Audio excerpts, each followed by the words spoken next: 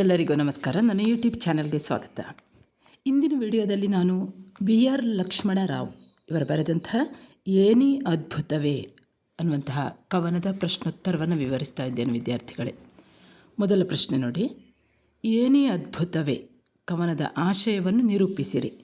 ಅಥವಾ ಕವನದ ನಾಯಕಿ ಜೀವನದ ಬೇರೆ ಬೇರೆ ಕಾಲಘಟ್ಟದಲ್ಲಿ ಅನಿರೀಕ್ಷಿತವಾದ ಪ್ರಸಂಗಗಳನ್ನು ಎದುರಿಸುವ ಬಗೆಯನ್ನು ವಿವರಿಸಿರಿ.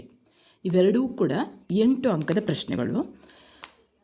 ಈ ಪ್ರಶ್ನೆಗಳಿಗೆ ಉತ್ತರವನ್ನು ಮುಂದೆ ಹೇಳ್ತೇನೆ ನೋಡಿ. ಈ 2 ಪ್ರಶ್ನೆಯಲ್ಲಿ ಯಾವ ಪ್ರಶ್ನೆ ಬಂದರೂ ಕೂಡ ಅದೇ ಉತ್ತರವನ್ನು ಬರೆಯಿರಿ. ಉತ್ತರ ನೋಡಿ.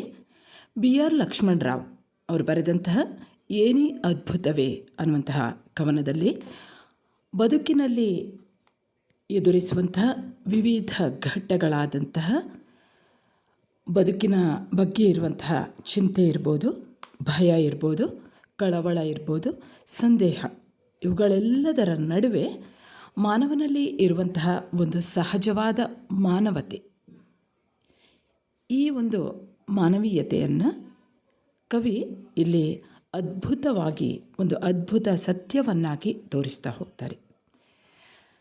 ಇಡೀ ಬದುಕನ್ನು ಆದರ್ಶೀಕರಿಸಿ ನೋಡದೆ ಬದುಕನ್ನು ಹೇಗೆ ಬರುವುದೋ, ಬದುಕು ಯಾವ ರೀತಿ ನಮಗೆ ಬರ್ತಾ ಹೋಗ್ತದೋ ಆ ಬದುಕು ಇದ್ದಂತೆ ನೋಡುವುದನ್ನು ಕವಿಯಲ್ಲಿ ನಮಗೆ ಹೇಳ್ತಾರೆ. ಕವನದ ನಾಯಕಿ ಆಕೆಯೇ ಹೇಳಿಕೊಳ್ಳುವಂತೆ ಆಕೆ ಮಹಾ ಚೆಲುವೆ ಏನಲ್ಲ, ಅಂದರೆ ಆಕೆ ಸುಂದರಿಯ ಏನೂ ಅಲ್ಲ, ಆಸ್ತಿ ಪಾಸ್ತಿ ಒಡವೆ ಇದ್ದವಳಲ್ಲ. ಆದರೆ ಚೆಲುವಿಕೆ ಆ ಆಸ್ತಿ ಪಾಸ್ತಿ ಒಡವೆ ಇವುಗಳನ್ನೆಲ್ಲ ಮುಖ್ಯವಾಗಿ ಆಧಾರವಾಗಿ ಇಟ್ಟುಕೊಂಡೇ ವೈವಾಹಿಕ ಸಂಬಂಧವನ್ನು ಬಯಸುವಂತಹ ಈ ಬದುಕಿನಲ್ಲಿ ಚೆಲುವನೊಬ್ಬ ಆ ಒಂದು ಆಕೆಯ ಸೌಂದರ್ಯವನ್ನು, ಆಕೆಯಲ್ಲಿ ಇರುವಂತಹ ಆಸ್ತಿಪಾಸ್ತಿ ಒಡವೆ ಏನನ್ನೂ ಕೂಡ ನೋಡದೆ ತನ್ನನ್ನೇ ಪ್ರೀತಿಸಿ ತನ್ನ ತಂದೆ ತಾಯಿ ಎಲ್ಲರನ್ನೂ ಕೂಡ ವಿರೋಧಿಸಿ ತನ್ನನ್ನು ಮದುವೆಯಾದದ್ದು, ಆ ಹುಡುಗ ತನ್ನನ್ನು ಮದುವೆಯಾದದ್ದು ಈ ಕವನದ ನಾಯಕಿಗೆ ನಿಜಕ್ಕೂ ಅದ್ಭುತವಾಗಿ ತೋರುತ್ತದೆ. ಸೌಂದರ್ಯ ಅಥವಾ ಚೆಲುವಿಕೆ, ಆಸ್ತಿಪಾಸ್ತಿ, ಒಡವೆ ಈ ಯಾವುದನ್ನೂ ಲೆಕ್ಕಿಸದೆ ಇವುಗಳ ನಡುವಿನಿಂದಲೇ ಸಹಜವಾದಂತಹ ಪ್ರೀತಿ, ಮಾನವೀಯತೆ ಇಣುಕಿ ನೋಡುವುದನ್ನು ಕವಿ ಇಲ್ಲಿ ಈ ಕವನದಲ್ಲಿ ದಾಖಲಿಸ್ತಾ ಹೋಗ್ತಾರೆ. ಇನ್ನು ಈ ಕವನದ ನಾಯಕಿಯ ನೆರೆಮನೆಯಲ್ಲಿ ಇರುವಂಥ ಒಬ್ಬ ಹೆಂಗಸು, ಆಕೆಗೆ ಮಾತಿಗೂ ಭಂಗಿಸುವಂತಹ ಒಂದು ಅಭ್ಯಾಸ ಇರ್ತದೆ. ಯಾವಾಗ ನೋಡಿದರೂ ಜಗಳವನ್ನು ಮಾಡ್ತಾ ಇರುವವಳು ಜಗಳಗಂಟಿಯಾಗಿದ್ಲು. ಆದರೆ ಈ ಜಗಳಗಂಟಿ ಸ್ವಭಾವದ ನಡುವೆಯೂ ಮಾನವ ಸಹಜವಾದಂತಹ ಪ್ರೀತಿ, ಮಾನವತೆ ನುಸುಳುವುದನ್ನು ಈ ಕವನದ ನಾಯಕಿಗೆ ಇದು ಕೂಡ ಒಂದು ಅದ್ಭುತವಾಗಿಯೇ ತೋರ್ತದೆ. ಮಾತಿಗೆ ಭಂಗಿಸುವಂತಹ ಈ ಜಗಳಗಂಟಿ ಕವನದ ನಾಯಕಿಗೆ ಹೆರಿಗೆ ಬೇನೆ ಕಾಣಿಸಿಕೊಂಡಾಗ ಅಕ್ಕನಂತೆ ತಾನೇ ಆಸ್ಪತ್ರೆಗೆ ಓಡಾಡುತ್ತಾಳೆ. ಇದು ಅದ್ಭುತವೇ ಸರಿ. ಇನ್ನು ಪ್ರಾಯದ ಕಾವು ಅದು ಬಹುದಿನ ಉಳಿಯುವಂಥದ್ದಲ್ಲ. ಆದರೂ ಕವನದ ನಾಯಕಿ ಆಕೆಯನ್ನು ಪ್ರೀತಿಸಿ ಮದುವೆಯಾದ ಆ ಚೆಲುವ ಇಬ್ಬರೂ ಗಂಡ ಹೆಂಡತಿಯರಾಗಿದ್ದಾರೆ. ಬದುಕಿನ ತಾಪತ್ರಯವಂತೂ ಇದ್ದದ್ದೇ. ಆದರೆ ಈ ತಾಪತ್ರಯ ಇಂದಿಗೂ ತನ್ನ ಮುಡಿಯಲ್ಲಿ ಮಲ್ಲಿಗೆ, ಗಂಡನ ದಣಿದ ಮುಖದಲ್ಲಿ ಮುಗುಳ್ನಗೆ, ಇದು ಕೊನೆಯವರೆಗೂ ಉಳಿದದ್ದು ಕವನದ ನಾಯಕಿಗೆ ಅದ್ಭುತವಾಗಿ ತೋರುತ್ತದೆ. ಇನ್ನು ನಗರ ಜೀವನ ಎನ್ನುವುದು ಒಂದು ಚಕ್ರವ್ಯೂಹ. ಇಲ್ಲಿ ಯಾವ ಕ್ಷಣದಲ್ಲಿ ಹೇಗೋ ಏನೋ ಅನ್ನುವಂತಹ ಭೀತಿಯ ನಡುವೆಯೇ ಜೀವನ ಸಾಗ್ತಾ ಇರ್ತದೆ. ಆದರೂ ಈ ಭೀತಿ ಸಂದೇಹಗಳ ನಡುವೆಯೂ ತನ್ನ ಗಂಡ ಪ್ರತಿ ಸಂಜೆಯೂ ಕೂಡ ಫ್ಯಾಕ್ಟ್ರಿಯಿಂದ ಹಾಗೂ ಮಕ್ಕಳು ಶಾಲೆಯಿಂದ ಸುರಕ್ಷಿತವಾಗಿ ಮನೆಗೆ ಬರುವಂಥದ್ದು ಕೂಡ, ಅಂದರೆ ಈ ಜಂಜಾಟಗಳ ನಡುವೆ ಪ್ರತಿದಿನವೂ ಅವರು ಮನೆಗೆ ಬರುವುದು ಒಂದು ರೀತಿಯಲ್ಲಿ ಅದ್ಭುತವಾದುದೇ ಸರಿ. ಇನ್ನು ಒಮ್ಮೆ ಈ ಕವನದ ನಾಯಕಿ ಬಿರುಸಾದ ಮಳೆಯಲ್ಲಿ ಸಿಕ್ಕಿಬೀಳುತ್ತಾಳೆ. ರಾತ್ರಿ ಸಮಯ, ಒಬ್ಬಂಟಿಯಾಗಿದ್ದಾಳೆ. ಮನೆಗೆ ತಲುಪುವುದು ಹೇಗೆ ಎಂದು ಆ ಒಂದು ಅವ್ಯಕ್ತ ಹೆದರಿಕೆ ಆಕೆಯ ಎದೆಯಲ್ಲಿದ್ದರೂ ಆಟೋವನ್ನು ಹಿಡಿಯುತ್ತಾಳೆ. ಆ ಆಟೋ ಚಾಲಕ ದಡುತಿ ದೇಹವನ್ನು ಹೊಂದಿದ್ದರೂ ತನ್ನೆಲ್ಲ ಆ ಒಂದು ತಳ್ಳಂಕಗಳನ್ನು ಸುಳ್ಳಾಗಿಸಿ ಮನೆ ಮುಟ್ಟಿಸ್ತಾನೆ ಕವನದ ನಾಯಕಿಯನ್ನು. ಇದು ಕೂಡ ಅದ್ಭುತವೇ ಎನಿಸುತ್ತದೆ. ಹಾಗೆ ಕವನದ ನಾಯಕಿ ಹೀಗೆ ಹೇಳುತ್ತಾಳೆ: ಮೊನ್ನೆ ಜೋರಾಗಿ ಬೀಸಿದ ಬಿರುಗಾಳಿಗೆ 10 ಹೆಮ್ಮರಗಳು ಉರುಳಿ ಬಿದ್ದಿತ್ತು.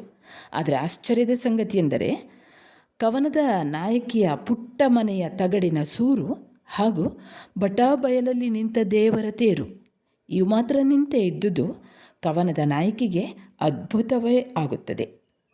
ಹೀಗೆ ಕವನದ ಉದ್ದಕ್ಕೂ ಬದುಕಿನಲ್ಲಿ ನಡೆದಂಥ ಭಯ, ಸಂದೇಹ, ಕಳವಳಗಳ ನಡುವೆಯೂ ಮಾನವ ಸಹಜವಾದಂಥ ಪ್ರೀತಿ, ಮಾನವತೆಯನ್ನು ಹೊರಹೊಮ್ಮಿಸುತ್ತಾ ಹೋಗುತ್ತದೆ. ಬದುಕಿನಲ್ಲಿ ಪ್ರೀತಿ ಹಾಗೂ ಮಾನವತೆ ಇವು ಬಹಳ ಮುಖ್ಯ ಅನ್ನುವಂಥ ಸತ್ಯವನ್ನು ಈ ಕವನದಲ್ಲಿ ನಾವು ಕಾಣಬಹುದು. ಇನ್ನು 5 ಅಂಕದ ಪ್ರಶ್ನೋತ್ತರಗಳನ್ನು ಗಮನಿಸಿ ವಿದ್ಯಾರ್ಥಿಗಳೇ. ಕವನದ ನಾಯಕಿಯ ಸಂಸಾರದಲ್ಲಿ ತುಂಬಿಕೊಂಡಿರುವ ಜೀವನೋತ್ಸಾಹವನ್ನು ವ್ಯಕ್ತಪಡಿಸಿರುವ ಬಗೆಯನ್ನು ವಿವರಿಸಿರಿ. ಇದಕ್ಕೂ ಕೂಡ ನೀವು ಮೊದಲು ನಾನು ಏನು ಉತ್ತರ ಹೇಳಿದ್ದೆ ನೋಡಿ, ಅದನ್ನೇ ಸ್ವಲ್ಪ ಸಂಕ್ಷಿಪ್ತವಾಗಿ ಬರೀತಾ ಹೋಗಿ, ಸ್ವಲ್ಪ ಸಣ್ಣದಾಗಿ ಬರೆಯಿರಿ. ಇನ್ನು ಸಂದರ್ಭ ನೋಡಿ, ಸಂದರ್ಭ ಸ್ವಾರಸ್ಯ ವಿವರಿಸಿ. ಮೊದಲ ಸಾಲು: ಏನೇ ಅದ್ಭುತವೇ ಗೆಳತಿ. ಈ ಮೇಲಿನ ಸಾಲನ್ನು BR ಲಕ್ಷ್ಮಣರಾವ್ ಅವರು ಬರೆದಂತಹ ಏನೇ ಅದ್ಭುತವೇ ಎನ್ನುವಂಥ ಕವನದಿಂದ ಆಯ್ದುಕೊಳ್ಳಲಾಗಿದೆ. ಬದುಕಿನ ಕೆಲವೊಂದು ಕ್ಷಣಗಳನ್ನು ಅದ್ಭುತವಾಗಿ ತೋರುವುದನ್ನು ಗೆಳತಿಗೆ ಹೇಳುವಂತಹ ಸಂದರ್ಭದಲ್ಲಿ ಕವನದ ನಾಯಕಿ ಈ ಮಾತನ್ನು ಹೇಳುತ್ತಾಳೆ: ತಾನು ಮಹಾ ಚೆಲುವೆ ಅಲ್ಲದಿದ್ದರೂ, ಆಸ್ತಿ ಪಾಸ್ತಿ ಒಡವೆ ಇದ್ದವಳು ಅಲ್ಲದಿದ್ದರೂ, ಚೆಲುವನೊಬ್ಬ ತನ್ನನ್ನು ಪ್ರೀತಿಸಿ ತನ್ನ ತಂದೆ ತಾಯಿ ಎಲ್ಲರನ್ನೂ ವಿರೋಧಿಸಿಯೂ ಕೂಡ ತನ್ನನ್ನು ಮದುವೆಯಾದದ್ದು ಕವನದ ನಾಯಕಿಗೆ ಅದ್ಭುತವೆನಿಸುತ್ತದೆ. ಇದನ್ನು ತನ್ನ ಗೆಳತಿಗೆ ಹೇಳುವ ಸಂದರ್ಭದಲ್ಲಿ ಈ ಸಾಲನ್ನು ಈ ಮೇಲಿನಂತೆ ಹೇಳುತ್ತಾಳೆ. ಎರಡನೇ ಸಂದರ್ಭ ನೋಡಿ: ಮಾತು ಮಾತಿಗೂ ಹಂಗಿಸು ಭಂಗಿಸು. ಉತ್ತರ: ಈ ಮೇಲಿನ ಸಾಲನ್ನು BR ಲಕ್ಷ್ಮಣರಾವ್ ಅವರ ಏನೇ ಅದ್ಭುತವೇ ಕವನದಿಂದ ಆಯ್ದುಕೊಳ್ಳಲಾಗಿದೆ. ಬದುಕಿನ ಕೆಲವೊಂದು ಕ್ಷಣಗಳನ್ನು ಅದ್ಭುತವಾಗಿ ತೋರುವುದನ್ನು ಈ ಕವನದ ನಾಯಕಿ ಹೇಳುವ ಸಂದರ್ಭದಲ್ಲಿ ಈ ಮಾತನ್ನು ಹೇಳುತ್ತಾಳೆ. ನೆರೆಮನೆಯಲ್ಲಿ ಒಂದು ಹೆಂಗಸು ಇದ್ದಾಳೆ. ಆಕೆಯು ಮಾತು ಮಾತಿಗೂ ಹಂಗಿಸುವವಳು, ಭಂಗಿಸುವವಳು, ಜಗಳ ಗಂಟಿಯಾದವಳು. ಆದರೆ ತನಗೆ ಹೆರಿಗೆ ಬೇನಿಸಿ ಬಂದಾಗ ಅಕ್ಕನಂತೆ ಆಸ್ಪತ್ರೆಗೆ ಆಕೆ ಓಡಾಡಿದವಳು ಎಂದು ಹೇಳುವ ಸಂದರ್ಭದಲ್ಲಿ ಕವನದ ನಾಯಕಿ ಈ ಮೇಲಂತೆ ಹೇಳುತ್ತಾಳೆ. ಮೂರನೇ ಸಂದರ್ಭ: ಉಳಿದೀತು ಎಷ್ಟು ದಿನ ಪ್ರಾಯದ ಕಾವು.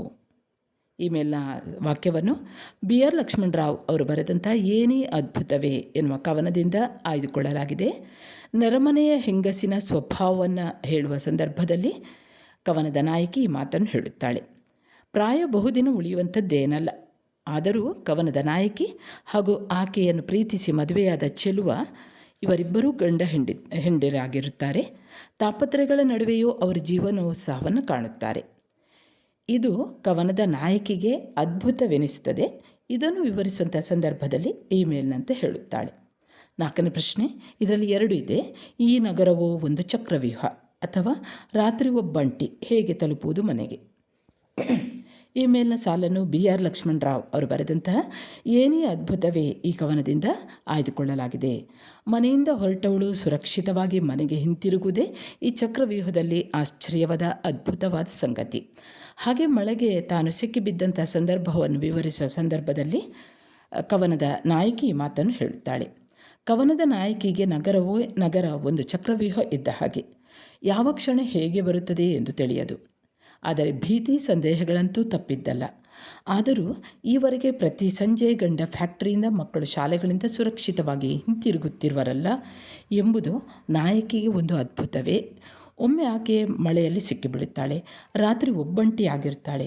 ಮನೆಗೆ ತಲುಪುವುದು ಹೇಗೆ ಎಂಬ ಭಯದಲ್ಲಿ ಅವಳು ಆಟೋವನ್ನು ಹಿಡಿದಿರ್ತಾಳೆ. ಆದರೆ ಆ ಆಟೋ ಚಾಲಕ ಆಕೆಯನ್ನು ಸುರಕ್ಷಿತವಾಗಿ ಮನೆಗೆ ಮುಟ್ಟಿಸಿದ ಸಂದರ್ಭವನ್ನು ವಿವರಿಸುವಾಗ ಇಮೇಲ್ನಂತೆ ಹೇಳುತ್ತಾಳೆ. ಇನ್ನು 6ನೇದು, ಇಲ್ಲಿ ಕೂಡ 2 ಪ್ರಶ್ನೆಗಳಿವೆ. ಉರುಳಿತಲ್ಲ ಹೆಮ್ಮರ ಹತ್ತಾರು ಅಥವಾ ಬಟಾಬಯಲಲ್ಲಿ ದೇವರ ತೇರು. ಈ ಮೇಲಿನ ಸಾಲನ್ನು BR ಲಕ್ಷ್ಮಣರಾವ್ ಅವರು ಬರೆದಂಥ ಏನೇ ಅದ್ಭುತವೇ ಎನ್ನುವ ಕವನದಿಂದ ಆಯ್ದುಕೊಳ್ಳಲಾಗಿದೆ. ಬಿರುಗಾಳಿಯ ಜೋರಿಗೂ ತಗಡಿನ ಸೂರು ದೇವರ ತೇರು ಜಗ್ಗದೆ ನಿಂತಹ ಅದ್ಭುತವನ್ನು ವಿವರಿಸುವ ಸಂದರ್ಭದಲ್ಲಿ ಕವನದ ನಾಯಕಿ ಈ ಮೇಲಿನ ಮಾತನ್ನು ಹೇಳುತ್ತಾಳೆ. ಬಿರುಗಾಳಿಯ ರಭಸಕ್ಕೆ 10 ಹೆಮ್ಮರಗಳು ಉರುಳಿ ಬೀಳುತ್ತವೆ. ಆದರೆ ಪುಟ್ಟ ಮನೆಯ ತಗಡಿನ ಸೂರು ಹಾಗೂ ಬಟಾಬಯಲಲ್ಲಿ ನಿಂತ ದೇವರ ತೇರು ಸ್ವಲ್ಪವೂ ಜಗ್ಗುವುದಿಲ್ಲ. ಈ ಒಂದು ಅದ್ಭುತವನ್ನು ವಿವರಿಸುವ ಸಂದರ್ಭದಲ್ಲಿ ಈ ಕವನದ ನಾಯಕಿ ಇಮೇಲ್ನಂತೆ ಹೇಳುತ್ತಾಳೆ. ಇನ್ನು ಏನೇ ಅದ್ಭುತವೇ ಟಿಪ್ಪಣಿ ಬರೆಯಿರಿ ಅಂತ ಕೇಳ್ಬೋದು. ಈ ಕವನದ ಸಾರಾಂಶ ಉತ್ತರ ಏನು ಹೇಳಿದೆ ನೋಡಿ, ಅದನ್ನೇ ಸ್ವಲ್ಪ ಬರೆದು ಬಿಡಿ. ಹಾಗೆ ಪದ್ಯದ ಭಾವಾರ್ಥ 2 ಕೊಡ್ಬೋದು. ನೆರೆಮನೆಯಲ್ಲಿದೆ ಒಂದು ಹೆಂಗಸು, ಮಾತು ಮಾತಿಗೂ ಹಂಗಿಸು ಭಂಗಿಸು, ಇದೇ ಜಗಳಗಂಟಿ ನನಗೆ ಬಂದಾಗ ಹೆರಿಗೆಯ ಬೇನೆ, ಅಕ್ಕನಂತೆ ಆಸ್ಪತ್ರೆಗೆ ತಾನೇ ಓಡಾಡಿದಳಲ್ಲ, ಏನೇ ಅದ್ಭುತವೇ. ಹಾಗೆ 2ನೇದು, ಮೊನ್ನೆ ಬಿರುಗಾಳಿ ಅದೆಂಥ ಜೋರು, ಉರುಳಿತಲ್ಲ ಹೆಮ್ಮರ ಹತ್ತಾರು, ಆದರೂ ಜಗ್ಗದೆ ಈ ಪುಟ್ಟ ಮನೆಯ ತಗಡಿನ ಸೂರು, ಬಟಾಬಯಲಲ್ಲಿ ದೇವರ ತೇರು ನಿಂತೇ ಇವೆಯಲ್ಲ, ಏನೇ ಅದ್ಭುತವೇ. ಇದನ್ನು ಸ್ವಲ್ಪ ಸರಳವಾಗಿ ವಿವರಿಸಿ ಬರೆಯಿರಿ ವಿದ್ಯಾರ್ಥಿಗಳೇ. ಸರಿ, ಇಲ್ಲಿಗೆ ಏನೇ ಅದ್ಭುತವೇ ಅನ್ನುವಂತಹ ಕವನದ ಪ್ರಶ್ನೋತ್ತರ ಮುಕ್ತಾಯವಾಗ್ತದೆ. ಮುಂದೆ ಇನ್ನೊಂದು ಹೊಸ ಪಾಠದೊಂದಿಗೆ ಮತ್ತೆ ಬರುತ್ತೇನೆ. ಅಲ್ಲಿಯವರೆಗೆ ನಮಸ್ಕಾರ.